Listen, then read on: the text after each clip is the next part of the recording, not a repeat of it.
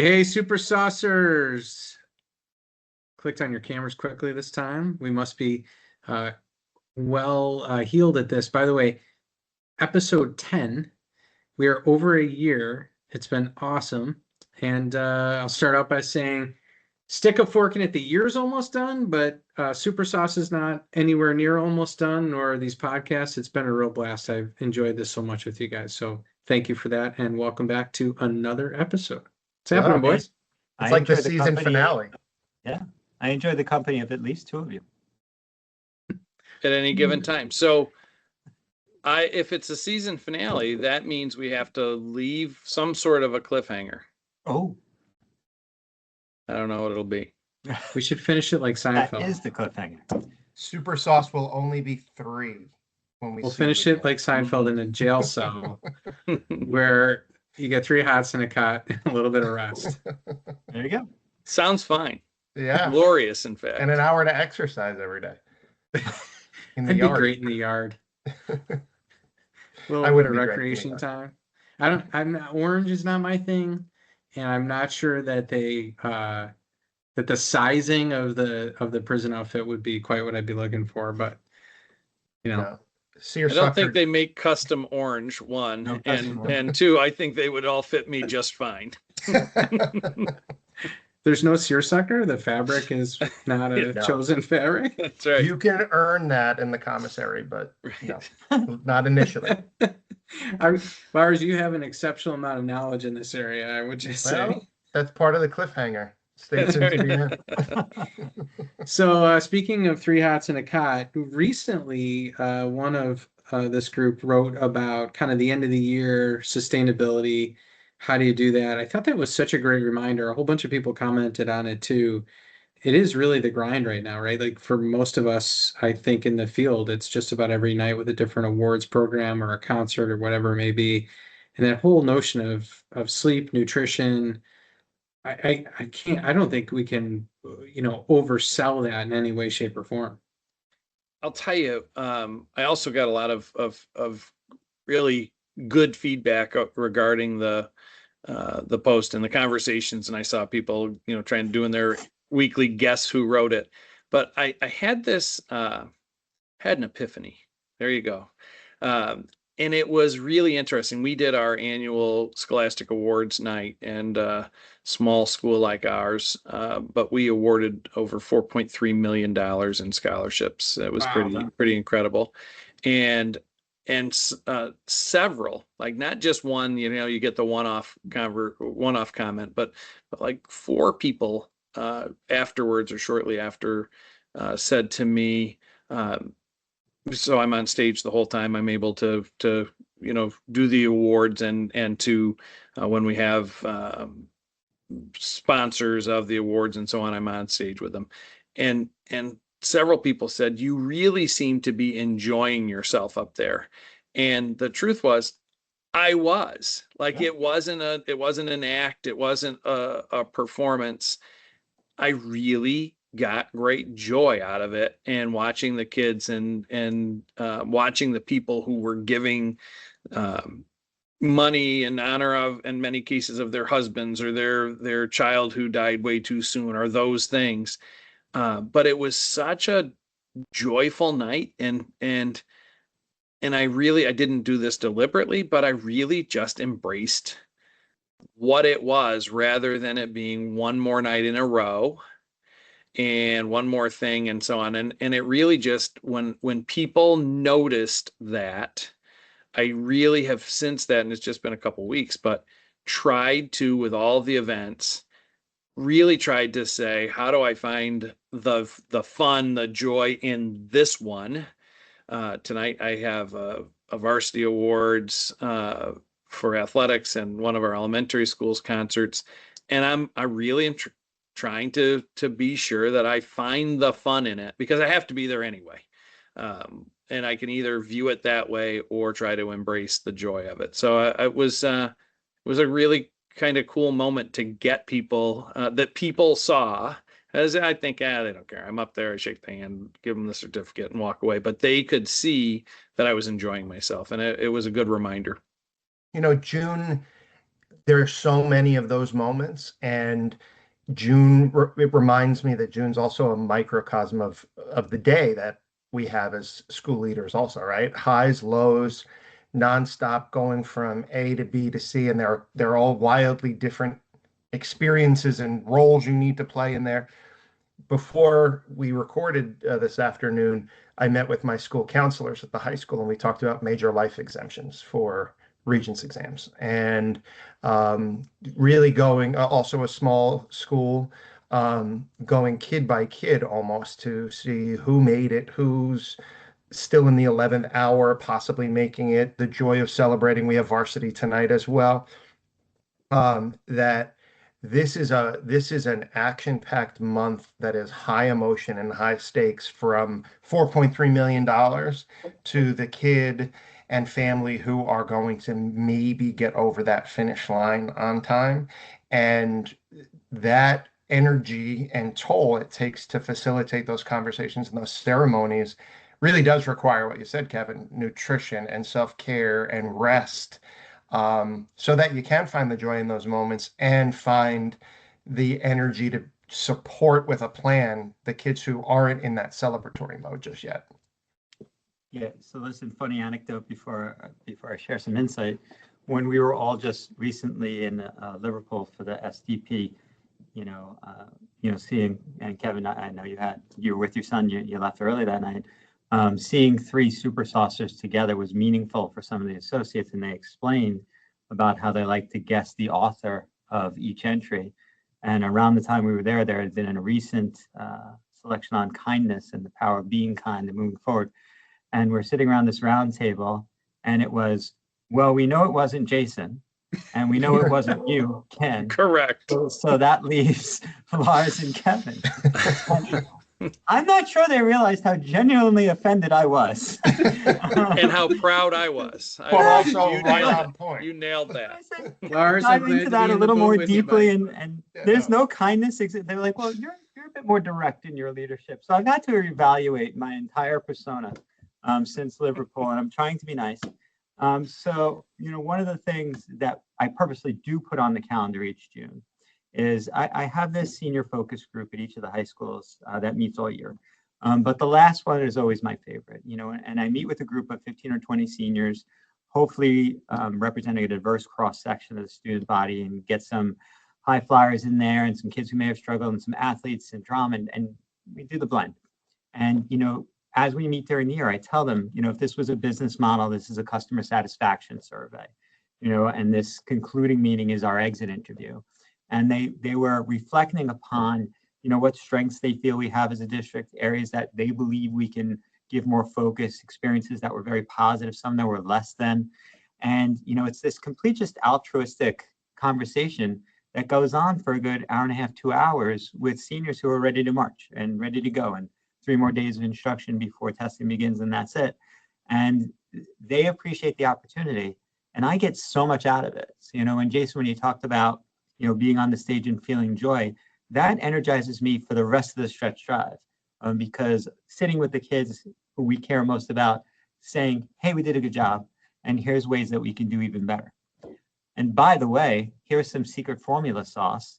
I write down everything they say as, what wisdom would you pass down onto future generations of students? And that becomes my commencement speech. So they're not hearing my words, they're hearing the words of their upperclassmen, and it tends to work nicely. So add that to your file for when you hit writer's block. I think you're doing a great job being kind, Ken.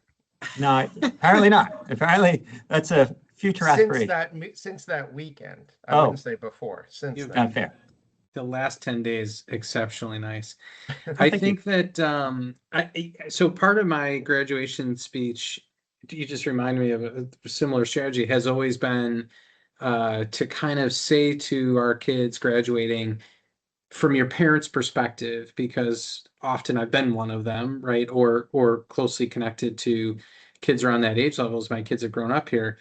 So for the last couple of years, what I've done is sent out a thought exchange link actually to the parents, the families of graduating seniors, to ask them, what advice would you give your kids? and then taken all that advice and put that into a letter that is part of my speech. Here's what your family said to you. Print it out and throw it in their diploma cover from their families. And That's awesome. I thought it was just a fun thing to do. And then I went to a couple graduation parties where parents had taken it, put it on cardstock, and put it on, the gift table next to the diploma. And it really turned into a very meaningful piece, particularly when it was my own kids, I think is where it kind of came to me. But I want to go back to something you said, Jason, $4.3 million. How many graduating seniors do you have? We'll graduate. So those are junior and senior scholarships. Okay. So combined, but we'll graduate 120-ish, 121, Okay, 119. So at 119, and even with your junior seniors, you're talking about an average of right around $19,000 So people are per kid. That is unbelievable, and I hope a real point of pride for all of you. That's a game changer for kids and families in terms of their access, and then the burden after graduation. Unbelievable. Most ever given out. I'll just do a quick plug. Last week we had our Future Ready Showcase. So we had 200 educators from 31 districts, every part of the state that you can imagine. And we have companies sponsor that.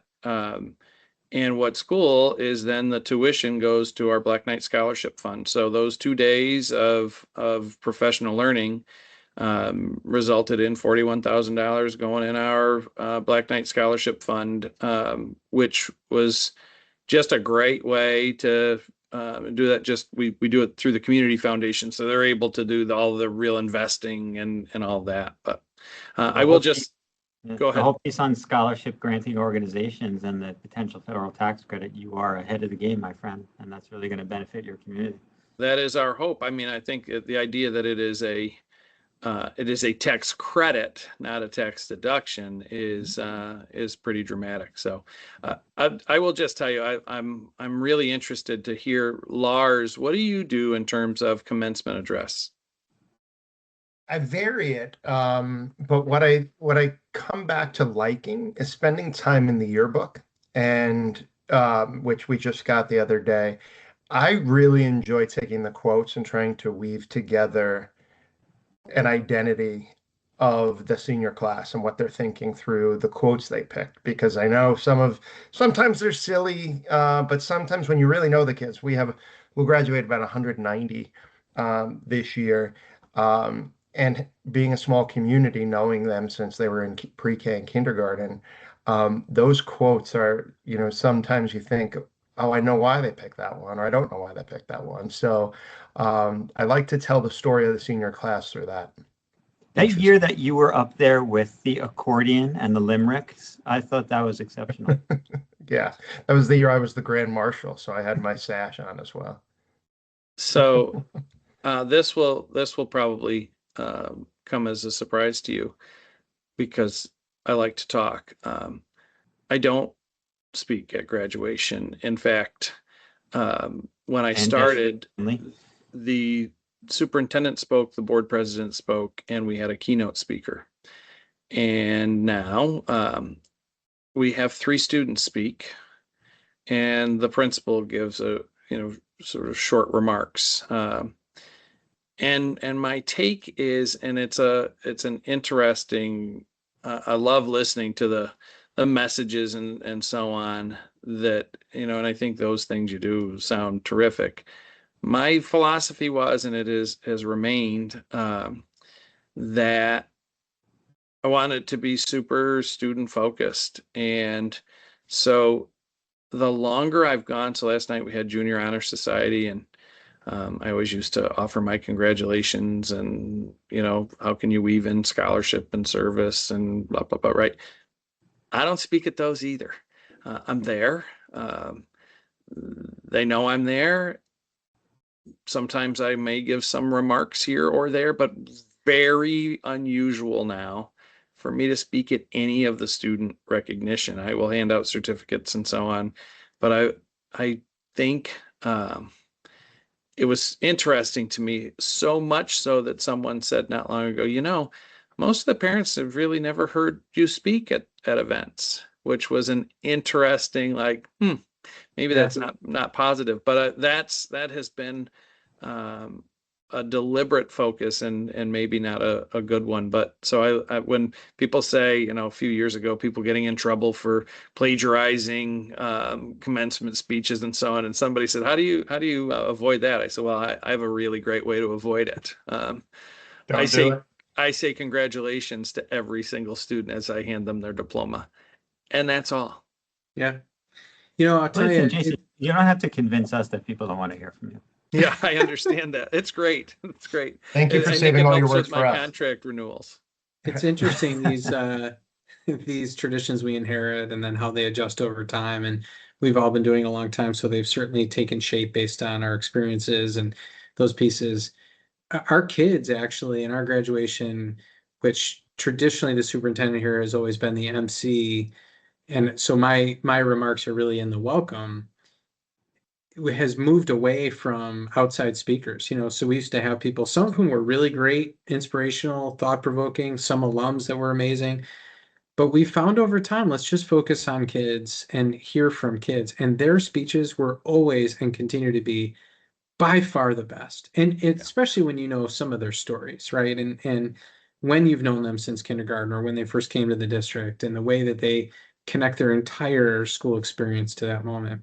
But I'll tell you, speaking of moments, that a lot of this conversation is revolved around the privilege of what we do, right? And like finding joy. I love that bumper sticker, choose happiness, but finding joy in all of these events and the celebrations and all the work that goes into it. But really, like, it's such a great mindset that you guys are talking about. The idea that when we go to these things, you get energy by participating in a way that you're just in the moment with kids and families. I say to our party that's going on stage, so the graduation party, every year give a 90-second pep talk before we walk out.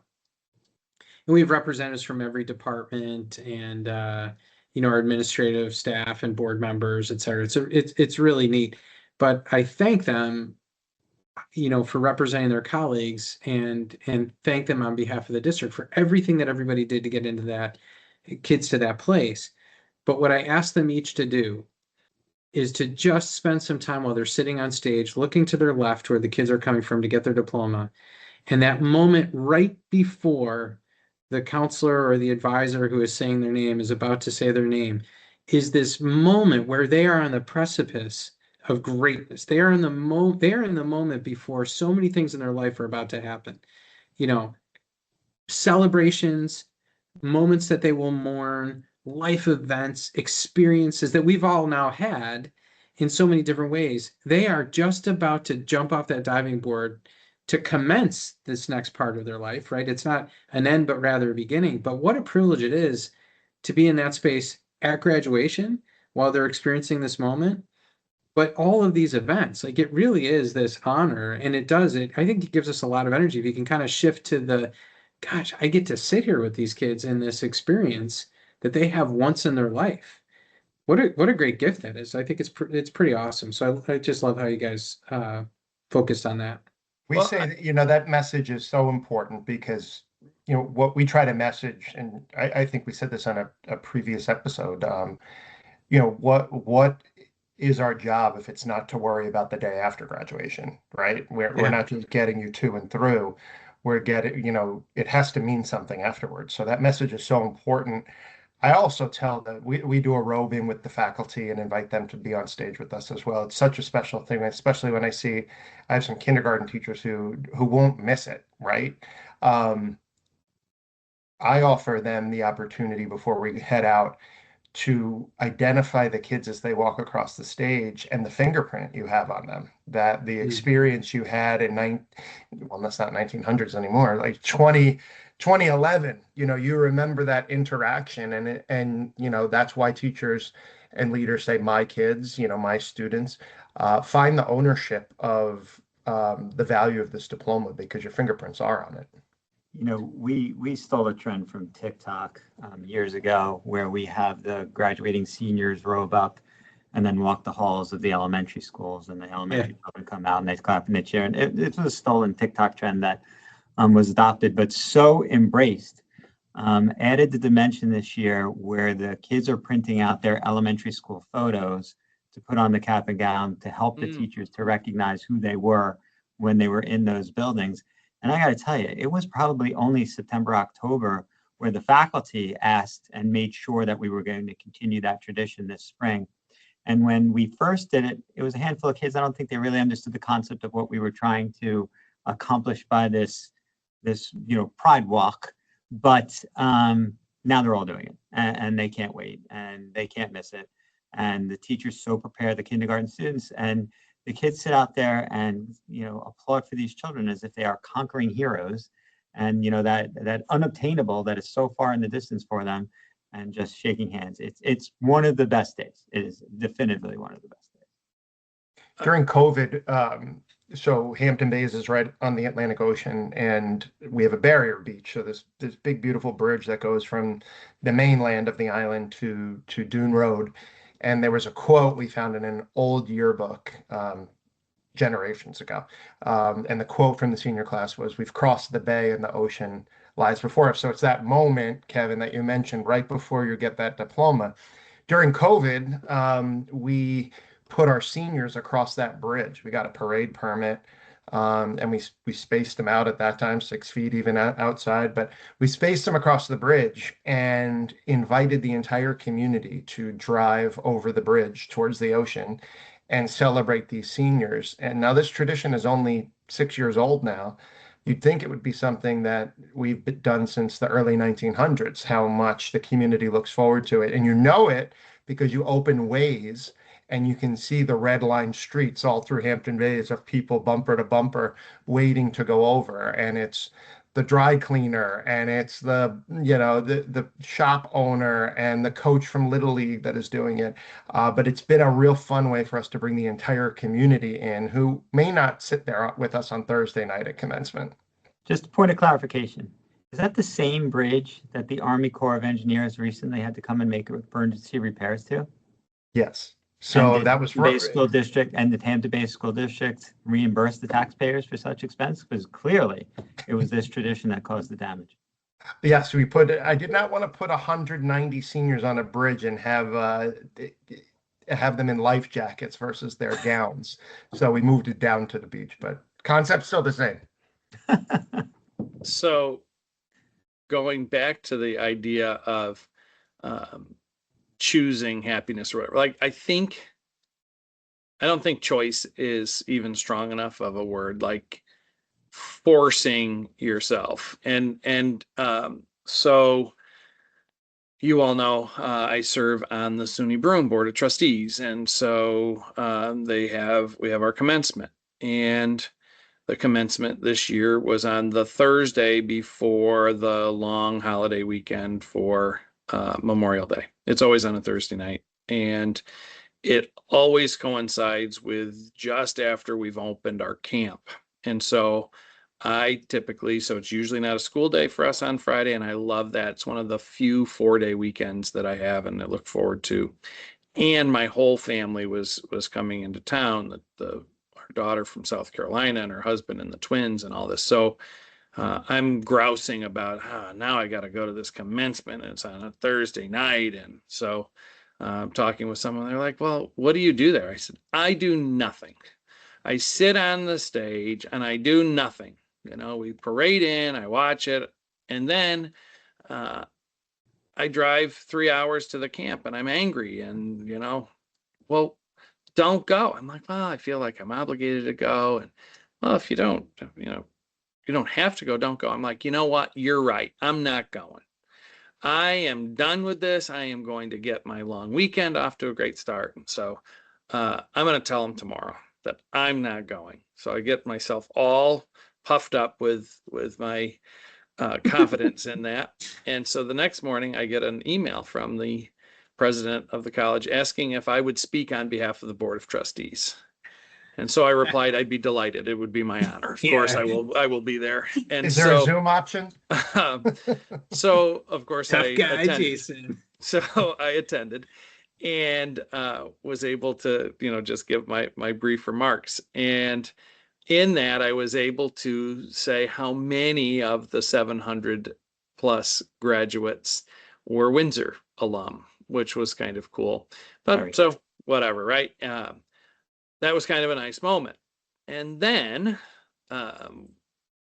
different trustees kind of rotate in giving the graduates their diplomas. And this woman walks up to me who I didn't recognize at first, an adult graduate there who said, "Oh, I can't believe that it's you. You remember me? I'm the mother of," and I do remember you. And we didn't always have pleasant interactions. And then several of our students, and then I got this message from someone I had gone to high school with who I really don't talk to. And I don't know how you pulled this off where you were able to give my daughter her diploma, but that made it so much more special. And it was really this great reminder of, for me, it was a burden. And it was so positive in so many ways. And the student speaker, because I was speaking, I sat next to him, and he has an incredible story. And now I am trying to recruit him to join us here in Windsor on our staff, and like all of those things that I would have missed. Mm-hmm. And so really trying to look at it, as you said, as a gift and an opportunity, and that a lot of it I have to do anyway. So now, choice or just decision, I'm gonna make it positive. I think too often, and there's too much of an echo chamber among superintendents with this sometimes of, oh, May and June are such a drag and it's so busy. And I've been on a warpath. I shared this at our showcase, and now people are like apologizing. The word overwhelmed is used a whole lot, and overwhelmed really sends me into this, like, should I call someone? Are you in danger? Overwhelmed and busy are two very, very different things. And I think this time of year is busy. By the way, I'm not sure when the downtime is, but when we get together and when leaders are together, like, I think that we have to change that script, flip that script a bit from, oh my God, I'm overwhelmed, there are so many events, to really deliberately choosing to celebrate the fact that we have these opportunities. It's like, it's the difference between have to and get to. Right. Yeah, I Okay. love that.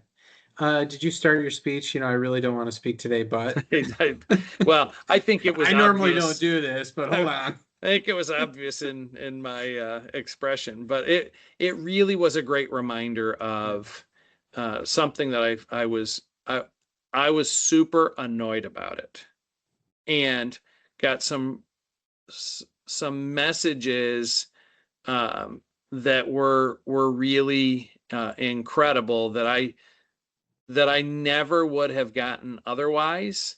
Which bear with me for 1 second. I want to read this. This was someone that I went in. You mentioned the going to school K through. So this is someone I went to every single grade with, and I said, "Oh, it's very kind, but not deserved. Very nice of you to say." And he said, "Are you kidding me? You are an inspiration.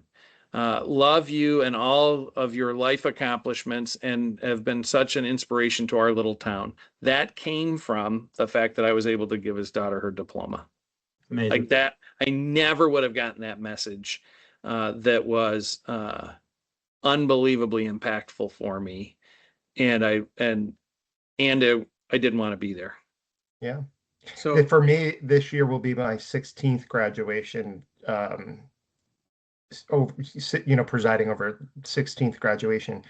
But for many of our families, it's their first and maybe their only, right? And so I try to keep that at the forefront of my mind. And it was, again, I'll take the two demerits for mentioning COVID twice, but when we had 75 graduations, two at a time in 2020, it struck me over the head when one of the boys got out and his cap and gown, his Jostens cap and gown, was still in the bag, because it was just not a culture. This ceremony and this milestone was not a cultural norm in their family. It was something that was a new experience for them. And it just reminded me that the get to and have to is real, that we get to have this moment that might be just brand new and be a trajectory changer for a family, for a whole So, family, not just the graduate.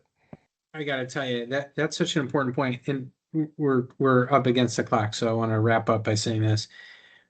What you just said around that cultural opportunity and maybe the first graduation, I think is also really important to keep in mind because people have all different reactions in the audience, and we want respectful ceremonies and we want people to understand the moment. But understanding the moment and the moment for different people, it is different for different people. It is different for the different experiences people have had, that opportunity. Again, this kind of goes along with the theme. Embrace it, right? Like instead of it's that whole like the Ted Lasso scene a lot of you have heard me talk about before around be more curious, less judgmental. How about more curious to ask yourself the question instead of like, geez, why did that kid put the graduation gown on a hanger and let that like air out a little bit and get the wrinkles out? How about the more curious is, oh, how can I help him get out of the bag and on the right way? And do we have somebody that can help him get the hood adjusted the right way so his pictures look great?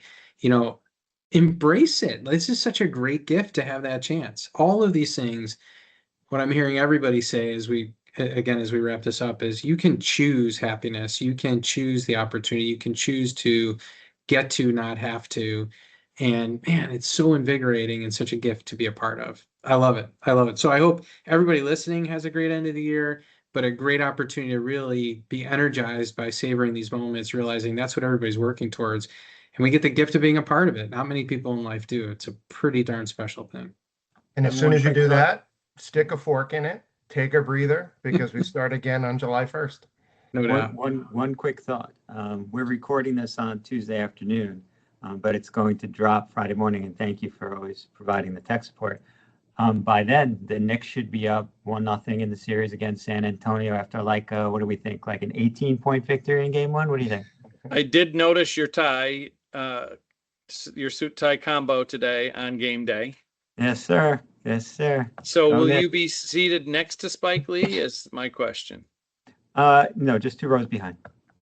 Oh, you're Great. with Tracy Morgan. Got it. Bad Yeah. seats, Okay. bad Excellent. seats for tonight. All right, gentlemen. Sold the house, bought 2 Super- tickets. Super sauce it up.